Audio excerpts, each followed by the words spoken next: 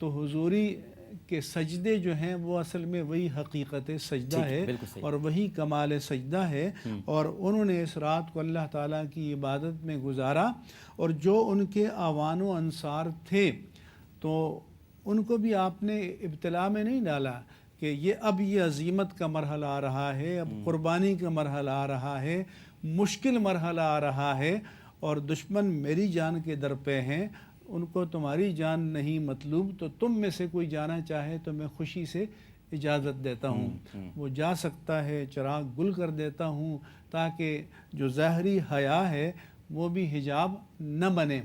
لیکن یہ ان کی بھی حضوری تھی کہ اور ان کا بھی ایمان تھا اور یقین تھا کہ امام نے اجازت دے دی، لیکن ان کو بھی امام پر جو یقین تھا اس کی برکت سے اللہ نے ان کو بھی وہ حضوری قلب عطا کی اور حجابات اٹھا دیے کہ یہ مرحلہ جو ہے اس کا بدل زندگی میں 100 سال بھی مل جائیں تو وہ نہیں بن سکتا جو یہ ہے۔ اسی لیے ایک حدیث پاک میں ہے کہ قیامت میں اللہ تعالیٰ تمام جنتیوں سے کہے گا کہ جن کو جنت ایوارڈ ہو چکی ہوگی کہ تم دوبارہ دنیا میں جانا چاہو گے، تو سب کہیں گے کہ اس جنت کی تمنا میں تو ساری ریاضت کی، مجاہدے کی، عبادت کی، تو اب وہ جب گوہر مراد مل رہا ہے تو اس کو چھوڑ کر کیوں جائیں گے؟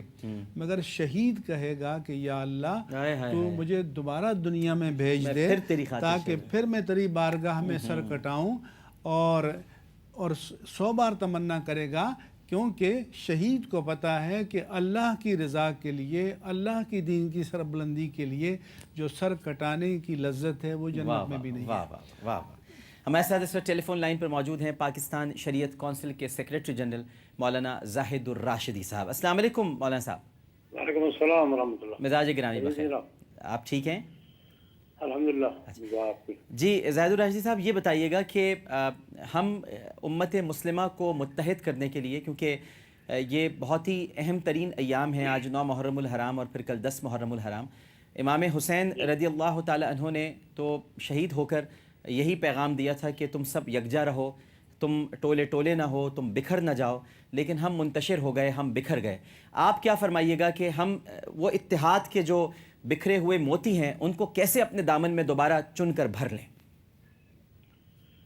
گزارش یہ ہے کہ جناب نبی کریم صلی اللہ علیہ وسلم کی ذات گرامی اور آپ کے اہل بیت اعظام اور صحابہ کرام رضوان اللہ علیہم اجمعین امت کی وحدت کا مرکز ہیں جی، اور حضرات حسنین کریمین حضرت سیدنا حسن رضی اللہ تعالیٰ عنہ اور سیدنا حضرت حسین رضی اللہ تعالیٰ عنہ اسوہ ہیں امت کے لیے، جی، بالخصوص 2 اہم معاملات میں۔ جی، حضرت حسن رضی اللہ تعالیٰ عنہ وحدت امت کی علامت ہیں کہ انہوں نے ٹوٹی ہوئی امت جوڑی اور امت کے ارادے کو ایک بار پھر مستمر کر دیا، اور حضرت حسین رضی اللہ تعالیٰ عنہ علامت ہیں کہ انہوں نے حق کا پرچم بلند کیا، ظلم اور ناانصافی اور نااہلی کے خلاف، اور امت کو پیغام دیا کہ حق پر قائم رہ کر ہی امت اپنا مقام محفوظ رکھ سکتی ہے، اور جناب نبی کریم صلی اللہ علیہ وسلم کی سیرت طیبہ اور حضور کے لائے ہوئے پیغام کو زندہ رکھا جا سکتا ہے۔ تو دونوں بھائی حضرت حسنین کریمین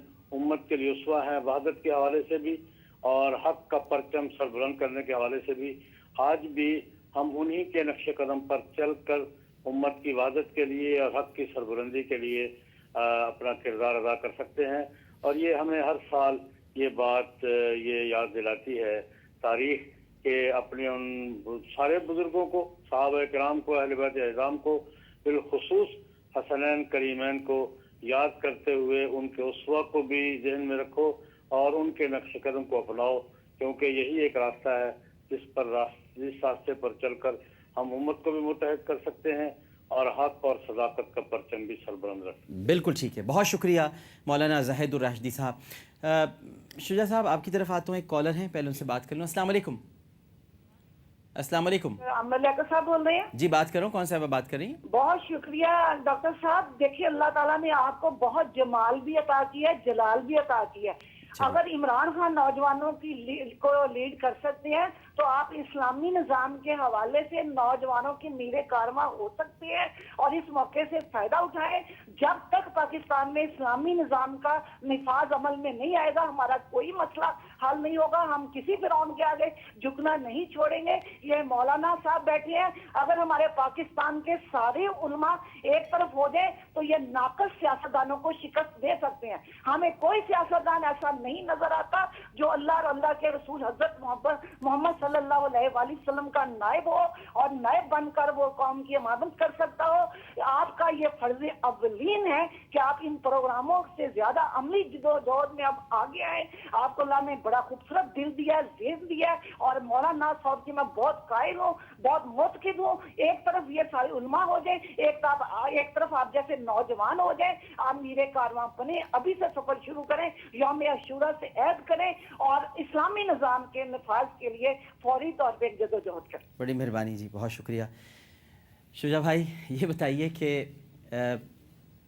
امام علی مقام سیدنا حسین رضی اللہ تعالیٰ عنہ سے ہم عہد وفا کی تجدید کیسے کریں؟ بڑا ہے سمپل کویسچن بٹ بڑا بہت عملی ہے جی, بہت عملی ہے. اس سے کہ لفاظی اور باتیں اور زبان کا ایقان جو مفتی صاحب فرما رہے تھے یہ تو ہمارے یہاں بہت ہے جی, مگر اندر دل میں اس کا اترنا, عمل کی گواہی اور حق کا بول بالا کرنے کے لیے میدان عمل میں آنا, یہ بہت بڑی کمی ہے جو ہمارے معاشرے میں ہے. اور قول فعل کا تضاد اللہ کو پسند نہیں. لما تقولون ما لا تفعلون سورہ صف میں آتا ہے کہ وہ بات کیوں کہتے ہو جو تم کرتے نہیں. آج ہم نام لیتے ہیں رسالت مآب صلی اللہ علیہ وسلم کا, ہم نام لیتے ہیں خلفائے راشدین کا, ہم نام لیتے ہیں صحابہ کرام کا, ہم نام لیتے ہیں اہل بیت اعظام کا, حسنین کریمین کا رضی اللہ تعالی عنہ اجمعین. کبھی تنہائی میں چلے شب عاشور میں بیٹھ کے ہم سوچ لیں, کل ان سے ہمارا سامنا ہو, شب عاشور سوچ لیں جی آج ہی سوچ لیں, اللہ مجھے بھی ہمت دے, توفیق دے, ہم سب کو دے. کل اگر اللہ کے رسول سے سامنا ہو اور وہ پوچھیں کہ تمہاری جان زیادہ قیمتی تھی یا میری, تمہارا خون زیادہ قیمتی تھا یا میرا, میرے اہل بیت کا خون زیادہ قیمتی تھا یا تمہارا, تمہارا گھرانہ زیادہ قیمتی تھا یا میرا, تمہارا مال زیادہ قیمتی تھا یا میرا, ہم کیا جواب دیں گے؟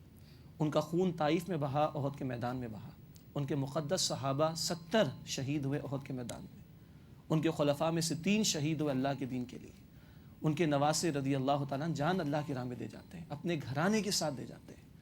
مگر ہم کب تک باتیں کرتے رہیں گے؟ خطبات جو دی اس میں سیدنا حسین رضی اللہ تعالیٰ عنہ نے فرمایا کہ میں نے اپنے نانا جان سے سنا ہے کہ جو ظالم کا ظلم ہوتے ہوئے دیکھے اور اس پہ خاموش رہے تو وہ بھی ظالم ہے. جو ظالم کے ظلم کو روکنے کی کوشش نہ کرے تو کل وہ بھی اس ظالم کے ساتھ قیامت کے دن کھڑا ہوگا. آج تو سیدنا حسین کھڑے ہوئے جب دین کی بنیاد پر حملے شروع ہوئے, وہ جو نظام خلفائے راشدین دے گئے تھے اس میں دڑاڑے پڑنا شروع ہوئی تو کھڑے ہو گئے, جان دے گئے, اور بہت دور رس ان کی نگاہ تھی, بہت دور وہ دیکھ رہے تھے. آج تو حالت یہ کہ وہ دین جو بڑی شان سے نکلا تھا وطن سے, پردیس میں وہ آج غریب الغربا ہے.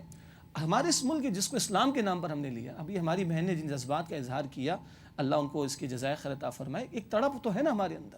آج ہمارا نوجوان پوچھتا ہے کہ تم ہمیں پڑھاتے ہو پاکستان کا مطلب کیا, لا الہ الا اللہ. 15 لاکھ جانیں چلی گئی اس کلمے کے اوپر, جس کلمے کی سربلندی کے لیے حسین نے بھی جان قربان کر دی رضی اللہ تعالیٰ عنہ. آج جو ظلم و ستم ہو رہا ہے, عوام جانوروں کی سطح پر زندگی بسر کر رہے ہیں. حکمرانوں کی ٹھاٹ باٹ کچھ یزیدیت سے قریب ہی ہمیں دکھائی دیتے ہیں. بیت المال کے ساتھ جو بگاڑ کا معاملہ یزید کے دور میں ہوا, کچھ وہ ہمیں یہاں پر بھی دکھائی دیتا ہے. تو آج اللہ کرے کہ ہم عہد کریں کہ ظالم کو ظالم سمجھیں, کم از کم ظلم کو ظلم کہیں, اور اللہ کے رسول نے فرمایا کہ برائی کو دیکھو اپنے ہاتھ سے بدل دو. جیسے امام حسین نے ظلم کو ظلم کہا, ظالم کو ظالم کہا, ہاں, اور میدان عمل میں آئے اور اپنی جان کا نذرانہ پیش کر کے قیامت تک کے لیے عظیمت کی مثال پیش کر. بالکل صحیح. اگر ہاتھ کی طاقت ہے تو ہاتھ سے بدل دو, ورنہ زبان سے اس کو بدل, اچھا روکنا نہیں ہے, فلیغیرہ, بدلو, بدلو. اور اگر زبان کی بھی استطاعت نہیں تو دل میں بھی برا جانو. اور یہی ایک حدیث کے تمنا اللہ ہمیں شہادت کی عطا فرمائے, کیونکہ حدیث ہے مسلم شریف میں, جس نے نہ کسی غزوہ میں شرکت کی, نہ اس کی تمنا تھی کہ اس کی جان اللہ کی راہ میں قربان ہو, اور اسی حالت میں اگر دنیا سے جا رہا ہے, وہ نفاق کی حالت پر جائے گا. اللہ اس سے ہمیں محفوظ رکھے اور آج ارادے کی توفیق دے کہ اللہم ارزقنا شہادۃ فی سبیلک, کہ اللہ اپنی راہ میں شہادت کا رتبہ ہمیں عطا فرما.